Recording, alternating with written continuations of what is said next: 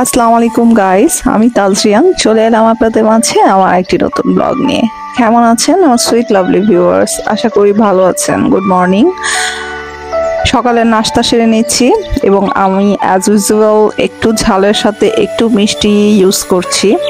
আজকে আমি ফিরনি দিয়ে এবং একটু সবজি দিয়ে নাস্তা করে নিচ্ছি।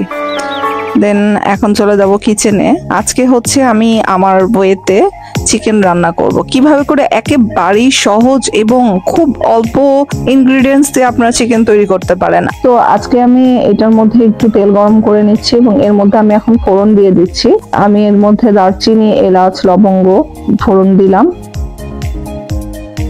এখন আমি এটার মধ্যে কাট করে রাখা পেঁয়াজ কুচি দিয়ে দিলাম এবং আমি বরাবরই পেঁয়াজ মিহি করে কাটতে পারি না, আমি আমার ওয়েতে পেঁয়াজ কেটে নিয়েছি।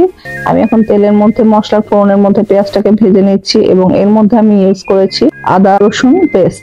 এখন আদা রসুন দেবার পর আমি এটার উপর হলুদ গুঁড়ো, মরিচ গুঁড়ো এটা ইউজ করেছি। দেন এগুলোকে আমি ভেজে নিচ্ছি। আমি অল্প একটু পানি দিয়ে মশলাকে কষিয়ে নিয়ে দেন কাট করে রাখা চিকেন গুলোকে আমি ছেড়ে দিয়েছি। ভিউয়ার্স, একটা মুরগি 8 পিস হয়, আমি এখানে 2টা মুরগি ইউজ করেছি। দেন এখন আমি মুরগিটাকে একটু কষিয়ে নিব এবং ঢেকে দিব। কষানো হয়ে গেলে আমি একটু পানি দিয়ে আবার কষিয়ে নিব। তারপর একটু গ্রেভি হলে আমি নামিয়ে ফেলবো। দেখুন ভিউয়ার্স, আমার মুরগির লুকটা অনেক সুন্দর হয়েছে, তাই না? আমি এখানে একটা মুরগি টেবিলে পরিবেশন করেছি এবং হাঁড়িতে একটা মুরগি রয়ে গিয়েছে। এখন আমি দুপুরে টেবিলে চলে এসেছি। ভিউয়ার্স, আমি রান্নার মাঝেও আমি অনেকগুলো কাজ করে এসেছি, যেটা হচ্ছে যে আমি ঘর গুছিয়েছি, কিচেনটাকেও ক্লিন করেছি এবং শাওয়ার সেরে নিয়েছি। খাবারের আগে এই সমস্ত কাজগুলোকে আমি অ্যাজ ইউজুয়াল ইউজ টু, এবং আমি এখন হচ্ছে যে টেবিলটাকে ক্লিন করে নিচ্ছি।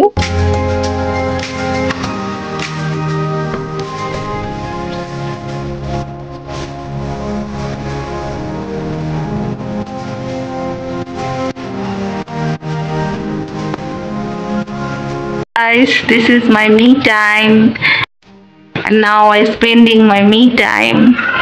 এবং এই মি টাইমটার মধ্যে আমি কি করি? করার কিছুই থাকে না, জাস্ট সমস্ত কাজকর্ম শেষ করে প্রেয়ার শেষ করে আমি বেডে চলে এসেছি মি টাইমটাকে এনজয় করার জন্য। এবং এই মি টাইমটার মধ্যে আমি যেটা করি, আমি একটু মোবাইল দেখি, কখনো কখনো টিভি দেখি। তো এখন আমি টিভিও দেখছি না, মোবাইলও দেখছি না, এখন আমি আপনাদের জন্য ব্লগ তৈরি করছি। তখন আমি মোবাইল দেখছিলাম, বাট হঠাৎ করে আমার মনে হলো যে এই সময়টাতেও আমি আপনাদের জন্য কিছুটা ব্লগ বানাই। যেহেতু ব্লগার এখন ইউজ টু হয়ে গিয়েছি, এখন শুধু ব্লগ না বানালে ভালো লাগে না। এবং এই মি টাইমটা আমি কি করি সেটা আমি আজকে আপনাদের সাথে শেয়ার করছি। সবারই একটা মি টাইম থাকে, তেমনি আমিও আমার নিজের জন্য কিছুটা মি টাইম বের করে নেই।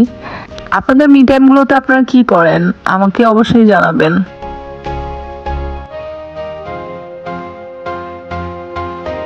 এখন সন্ধ্যাবেলা টি টাইম, এখন হচ্ছে যে আমি একটু চা খাবো এবং এখন তো একটু শীতের বেলা, চা খেলে নিজেকে একটু ওয়ার্ম ফিল হয়। দেন আমি চলে গেছি লিভিং রুমে। এখন আমি বসে আমার টি এনজয় করবো আপনাদেরকে নিয়ে। ভিউয়ার্স, আমার ফেয়ারি লাইট খুব পছন্দ। তো আজকে আমি যেটা করেছি যে আজকে আমি ফেয়ারি লাইটটাকে অন করে দেন এখানে আমি লিভিং রুমে এসে পড়েছি চাটাকে এনজয় করার জন্য। বরাবরই আমার ফেয়ারি লাইটস খুব ভালো লাগে ভিউয়ার্স, আমার ওটার প্রতি একটা দুর্বলতা কাজ করে। আমার মতো কে কে আপনারা ফেয়ারি লাইট পছন্দ করেন? আমি জানি যে সবাই মূলত এখন ফেয়ারি লাইটটাকে খুব পছন্দ করেন। ভিউয়ার্স, আমি আমার মেয়ের সাথে গল্প করছি, আমার চা এনজয় করছি, এবং আপনারা কে কে আমার মতো চা খেতে ভালোবাসেন, চা পাগল, টি লাভার, সবাই আমাকে অবশ্যই কমেন্ট বক্সে জানাবেন।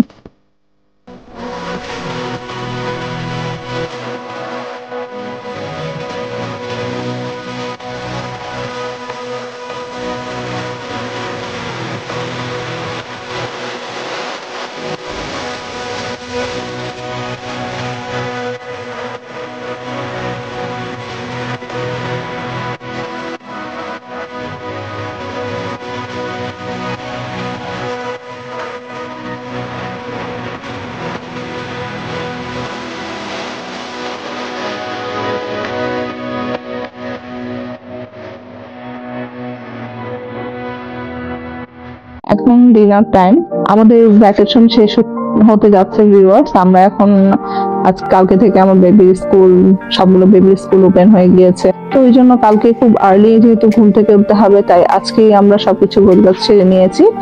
এখন আমি ওদের খাবার শেষ করে দেন ডাইনিং টেবিলটাকে ক্লিন করে বেডে চলে যাব, এবং এখান থেকে আজকে আমি আপনাদের কাছ থেকে অনুমতি নিতে যাচ্ছি। তো আমার সুইট লাভলি ভিউয়ার্স, ভালো থাকবেন আশা করি, এবং অবশ্যই আমার ব্লগটাকে বেশি বেশি করে শেয়ার করে দিবেন, লাইক দিয়ে কমেন্ট দিয়ে আমার পাশে থাকবেন, এই কামনায়, এই প্রত্যাশায়। So love you viewers, till then take care, bye bye.